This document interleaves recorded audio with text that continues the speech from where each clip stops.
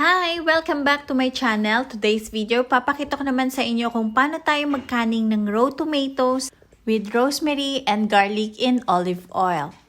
Tara at umpisahan na natin. Tamang-tama naman at season ng kamatis ngayon, May, kaya eto, napakamura lang ng bili ko ng isang box. Kaya tuwing ganitong season, ginagawa ko, bumibili ako ng marami.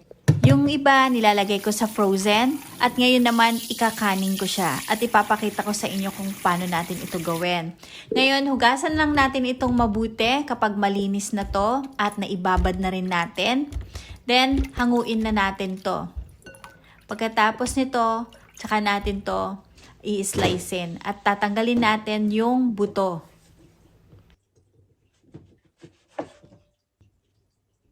Mas maganda kasi kapag natanggalan natin ito ng buto.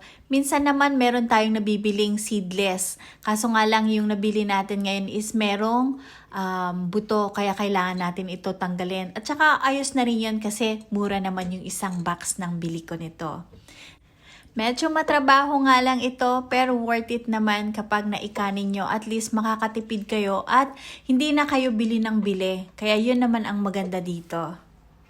Kapag natanggalan na natin ito ng buto, then i-chop lang natin to o ihihiwain ng katamtaman lang. Masarap dito pag nilagyan natin ito ng rosemary, garlic, and olive oil at konting asin. Sobrang sarap nito kahit sa pasta. Napakasimple lang at napakadaling gawin. Anytime pwede kang magpasta. Then pwede naman natin tong gamitan ng chopper. Kung gusto mo ng mas pino at parang tomato sauce lang ang style niya. Ayan. Meron naman nabibili na inasakan, pero mas maganda talaga kung tayo mismo ang gagawa. Ayan, meron na tayong tomato sauce. So, anytime pwede natin ilagay sa ating spaghetti. So, ilagay na natin sa malinis na garapon at ipapakita ko sa inyo kung paano natin i-sterilize ito at pakukuluan. So, eto, naglagay lang tayo dito sa kasirola ng tubig. Then, maglalagay tayo dito ng malinis na cloth. Yes, then ilagay na natin yung ating malinis na at nahugasan na garapon. Then, pakukulan lang natin ito ng mga 5 minutes. Pagkatapos nito, pinalamig ko lang ito para hindi masyadong mainit kapag nahawakan. Then, na-sterilize na natin yung ating mga garapon. At huwag nyo din kalilimutan, yung takip nito kailangan mapakuluan at ma-sterilize din po natin. Then, kapag napatuyo na natin yung ating mga garapon, pwede na natin dito ilagay yung ating mga kamatis or tomato sauce na ginawa kanina. Kapag nailagay na natin, huwag natin itong pupunuin kasi maglalagay pa tayo ng iba pang mga sangkap tulad ng olive oil at garlic. At isa rin dito sa ating mga na-chop na tomatoes, ilagay na rin natin dito sa garapon. At huwag din natin itong pupunuin. Bali, 6 na garapon lahat yung nagawa ko sa 12 pieces na malalaking kamatis kanina. So, sunod naman natin gagawin. Kukuha lang ako dito ng fresh rosemary sa aking garden. Ayan, ang ganda ng rose.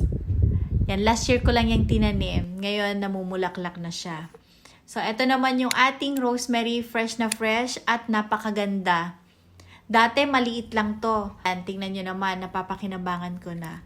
Yan, then pagkatapos natin naka-harvest ng rosemary, hugasan lang natin itong mabuti.